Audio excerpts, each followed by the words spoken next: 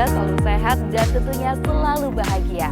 Sahabat Antro, apakah kalian pernah mendengar tentang antropologi dan apa saja ilmu yang dipelajari? Nah, kali ini kita akan belajar tentang ilmu antropologi dan ruang lingkupnya. Dilihat dari asal katanya atau secara etimologi, antropologi berasal dari kata anthropos yang bermakna manusia dan logos yang berarti ilmu pengetahuan atau wacana. Nah, bagaimana pengertian antropologi menurut para ahli? Mari kita simak bersama. William A. Haviland, seorang tokoh antropologi dari Amerika Serikat menyatakan, antropologi adalah ilmu yang mempelajari tentang manusia secara umum, seperti warna fisik, bentuk fisik, dan kebudayaan yang dihasilkan oleh masyarakat. Tidak jauh berbeda dengan Haviland, Kuncoro Ningrat, tokoh antropologi Indonesia menyatakan, antropologi adalah ilmu yang mempelajari tentang umat manusia pada umumnya, dengan mempelajari bentuk fisik, warna kulit, serta kebudayaan yang dihasilkan oleh suatu masyarakat. Dari pernyataan dua tokoh antropologi tersebut, dapat diambil kesimpulan bahwa antropologi adalah ilmu yang mempelajari manusia dari segi keragaman fisik serta kebudayaan. Contohnya, variasi warna kulit, cara berperilaku, tradisi-tradisi, dan nilai-nilai yang dihasilkan. Antropologi mempelajari seluk-beluk yang terjadi dalam kehidupan manusia sejak dahulu hingga sekarang.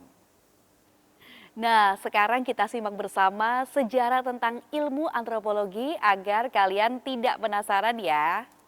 Sahabat Antro, Kuncoro Ningrat membagi perkembangan antropologi ke dalam 4 fase.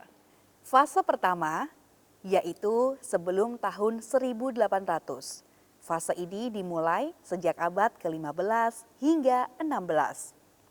Pada saat itu, bangsa-bangsa di Eropa mulai berlomba-lomba menjelajahi dunia, mulai Afrika, Amerika, Asia, hingga Australia.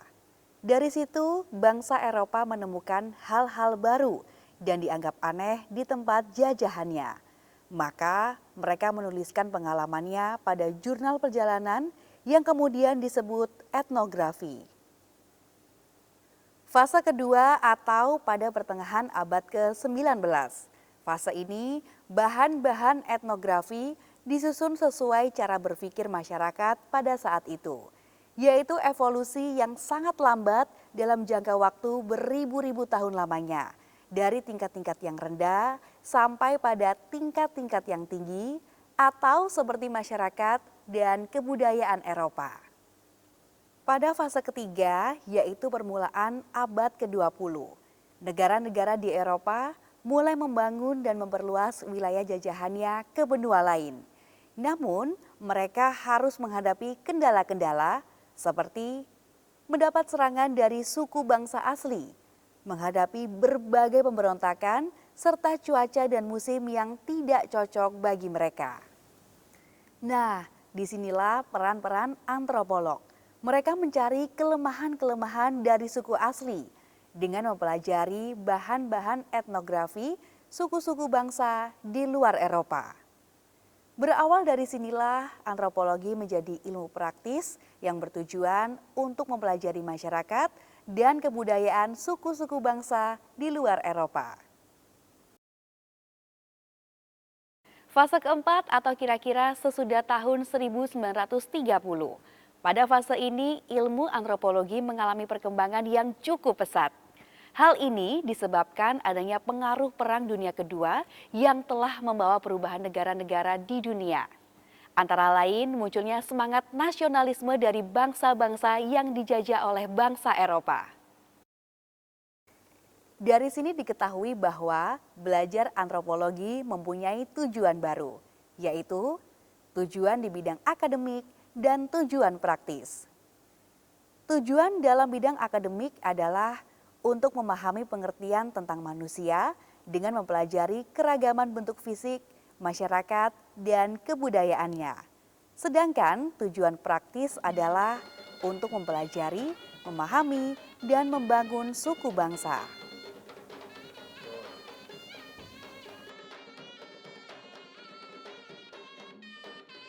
Sahabat Antro, makin seru kan belajar tentang ilmu antropologi? Supaya semakin paham, kita perlu tahu tentang apa saja yang dipelajari dalam ilmu antropologi. Alfred Kroeber, seorang ahli antropologi Amerika Serikat, menyatakan bahwa ruang lingkup antropologi meliputi manusia sebagai makhluk fisik yang mempunyai berbagai bentuk tubuh, warna kulit, rambut, dan sebagainya. Manusia dalam masa prasejarahnya. Dan manusia dalam sistem kebudayaannya sebagai pewaris suatu sistem kompleks yang meliputi adat istiadat, sikap, dan perilaku. Bu, kula badhe bidal sekolah. Ya nak, hati-hati. Assalamualaikum. Salam. Sahabat Antro, dalam perkembangannya ilmu antropologi terbagi ke dalam dua cabang, yaitu antropologi biologi dan antropologi budaya. Pertama, antropologi biologi, menelaah hal-hal yang berhubungan dengan sisi biologis manusia. Antropologi biologi ini terdiri dari dua cabang ilmu, yaitu paleoantropologi dan somatologi. Cabang antropologi kedua adalah antropologi budaya, yaitu ilmu yang mempelajari segala kehidupan manusia, mulai dari segi budaya, kegiatan sosial, cara berbahasa, dan lain sebagainya. Pada antropologi budaya ini terdiri dari 4 cabang, yaitu prehistori, etnolinguistik, etnologi, dan arkeologi. Sekarang yuk kita pelajari satu persatu cabang-cabang ilmu antropologi tersebut. Cabang dari antropologi biologi yang pertama ialah paleoantropologi. Paleoantropologi adalah ilmu yang mempelajari asal-usul manusia dan evolusi manusia melalui bukti-bukti fosil. Tahukah sahabat Antro bahwa pakar anatomi asal Belanda, Eugene Dubois, menemukan fosil tempurung kepala dan tulang paha manusia purba di Trinil Ngawi, Jawa Timur dan menamakan dengan Pithecanthropus erectus yang artinya manusia kera yang dapat berdiri. Selanjutnya, somatologi. Somatologi adalah ilmu yang mempelajari keberagaman ras manusia dengan mengamati ciri-ciri fisik seperti warna kulit, warna dan bentuk mata, bentuk bibir dan hidung, serta ukuran kepala. Di dunia ini ada 3 pengelompokan ras utama, yaitu Kaukasoid dengan ciri-ciri warna kulit putih, rambut pirang, dan bola mata biru. Ras Mongoloid dengan warna kulit kuning dan sawo matang, rambut gelap, postur tubuh sedang. Dan ras Negroid dengan ciri-ciri warna kulit hitam, rambut keriting ikal, bibir tebal, dan hidung pesek. Nah, kira-kira kalian termasuk ras yang mana sahabat Antro? Cabang ilmu selanjutnya adalah prehistori. Prehistori adalah ilmu yang mempelajari sejarah penyebaran dan perkembangan semua kebudayaan manusia di bumi sebelum manusia mengenal tulisan. Jadi, sejarah manusia zaman dahulu dapat kita pelajari dari peninggalan-peninggalan seperti lukisan di dinding goa, relief candi, dan sebagainya. Kalau di daerah kalian, kira-kira ada peninggalan sejarah apa saja? Yang tidak kalah penting adalah cabang dari ilmu antropologi, yaitu ilmu etnolinguistik, yaitu ilmu yang mempelajari penyebaran bahasa-bahasa yang ada di dunia. Misalnya bahasa kuno di Mesir yang dikenal dengan sebutan huruf hieroglif atau sejarah aksara Jawa dan aksara Bali yang berasal dari India. Sedangkan etnologi merupakan cabang ilmu antropologi yang mempelajari kebudayaan-kebudayaan manusia di dalam kehidupan masyarakat suku bangsa di seluruh dunia.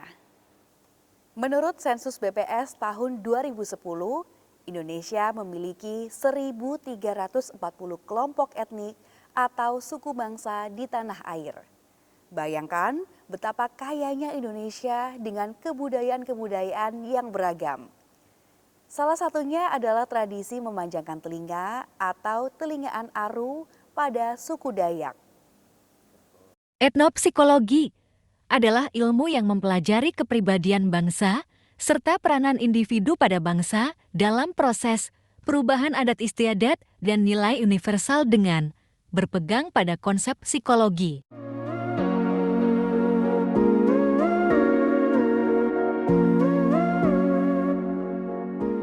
Dari tayangan tadi dapat disimpulkan bahwa antropologi merupakan ilmu yang mengkaji manusia baik secara fisik maupun non-fisik. Secara fisik, mengkaji tentang aneka ragam keadaan fisik manusia. Sedangkan secara non-fisik, mempelajari tentang tradisi, bahasa, suku bangsa, etnik, serta benda-benda hasil budaya pada masa lalu hingga saat ini.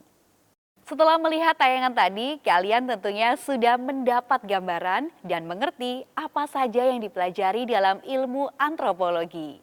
Menurut kalian, apa manfaat ilmu antropologi bagi kehidupan kita sehari-hari? Coba kalian berikan pendapat. Sampai di sini dulu perjumpaan kita. Selalu jaga kesehatan, terus belajar, dan tetap semangat. Sampai jumpa.